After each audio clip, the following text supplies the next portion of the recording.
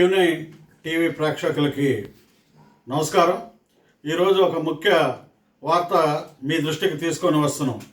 ప్రకాశం జిల్లా Pernamitta ZP high school head master Parvathi Shanthi గారు ఆ స్కూల్ వ్యాయామోపాధ్యాయుడు రత్నం గారి మీద చేస్తున్నటువంటి అగ్ర కుల వివక్షని ఈ రోజున మీ దృష్టికి తీసుకొని వస్తున్నాం.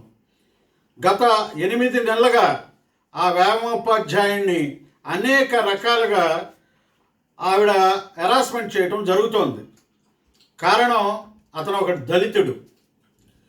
ఎంతో మంది క్రీడాకారుల్ని జాతీయ స్థాయిలోనూ రాష్ట్ర స్థాయిలోనూ అనేక టోర్నమెంట్లో పాల్గొనే శిక్షణ ఇచ్చినటువంటి వ్యాయామోపాధ్యాయుడు. అలాంటి వ్యాయామోపాధ్యాయుడిని అభినందించాల్సింది పోయి అనవసరంగా తను వ్యక్తిగత కక్ష పెట్టుకొని ఆవిడ మెమోలు జారీ చేయటం కూడా జరుగుతుందని మా దృష్టికి వచ్చింది.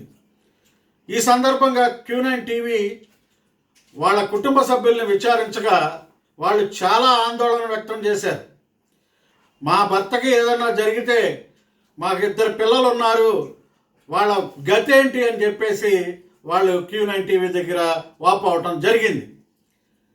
ఇటీవల స్కూల్ పీరియడ్ అయిపోయిన తర్వాత గ్రౌండ్ బయట స్కూల్ ఆవరణ దాటి బయటికి వెళ్ళిపోయిన తర్వాత పూర్వ విద్యార్థుల మధ్యన ఘర్షణ జరగటం జరిగింది.